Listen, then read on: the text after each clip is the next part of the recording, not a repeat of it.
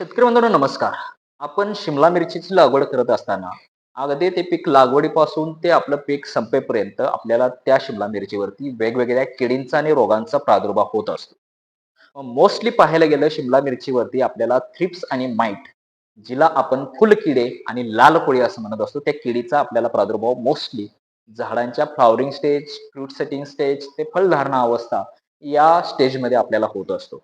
एकूणच ह्या किडीचा प्रादुर्भाव झाल्यानंतर आपल्याला शिमला मिरचीच्या फळावरती, शिमला मिरचीच्या पानावरती अशी कोणकोणती लक्षणे दिसून येतात? ती लक्षणे दिसून आल्यानंतर आपल्याला त्याच्यासाठी कोणकोणत्या उपाययोजना केल्या पाहिजे? त्याचबरोबर ह्या किडीचा प्रादुर्भाव आपल्या पिकावरती होऊ नये म्हणून त्याच्या अगोदर प्रतिबंधात्मक उपाय म्हणून कोणत्या गोष्टी त्या ठिकाणी पाळल्या पाहिजे? या सर्व गोष्टींची चर्चा आपण या व्हिडिओच्या माध्यमातून बघणार आहे. व्हिडिओ शेवटपर्यंत बघा.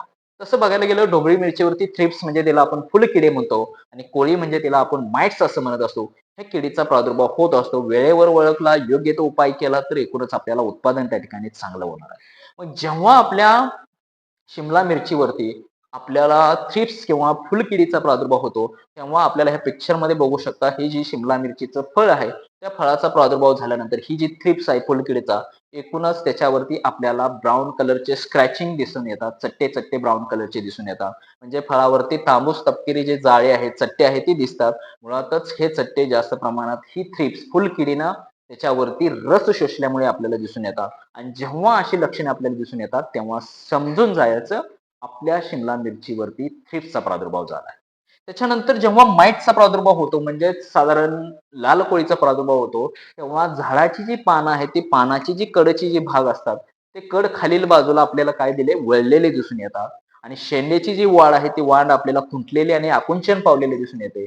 आणि फुलकिडे आणि लाल कोळीच्या या प्रादुर्भावामुळे आपल्याला एकूणच ही लक्षणे आपल्याला झाडाच्या पानावरती आणि शेंड्यावरती दिसून येतात.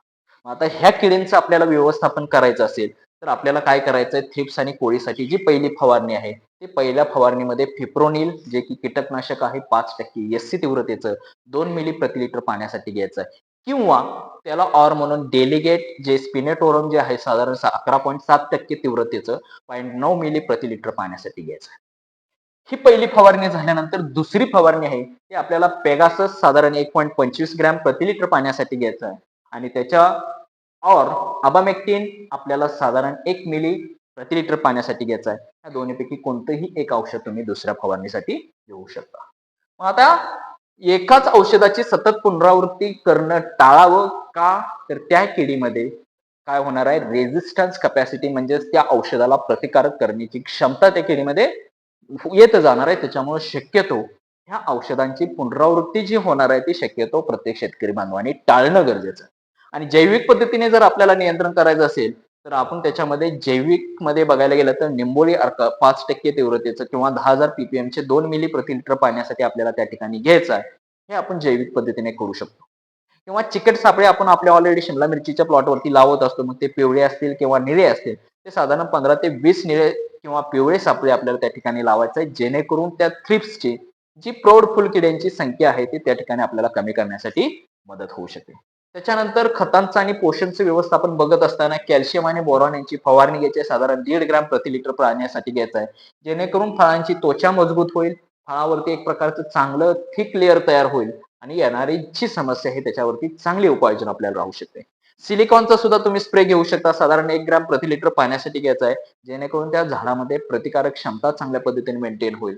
आणि त्याचबरोबर अतिरिक्त गोष्टी प्रत्येक शेतकरी बांधवांना घेणं गरजेचं आहे.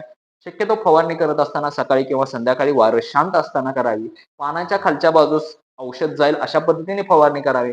औषधामध्ये चांगल्या प्रकारचं सिलिकॉन बेस्ड स्टिकर किंवा स्प्रेडर प्रत्येक शेतकरी बांधवांनी वापरायचं आहे. एकाच औषधाची सतत फवारणी न करता औषधामध्ये बदल असणं गरजेचं आहे.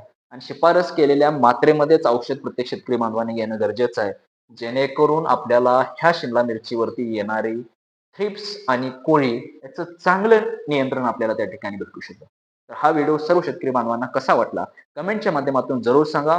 ज्याही शेतकरी बांधवांनी अजूनही आपल्या युट्यूब, इन्स्टा, फेसबुकला लाईक, शेअर आणि सबस्क्राईब आणि फॉलो केलं नसेल तर त्या शेतकरी बांधवांनी जरूर करावे.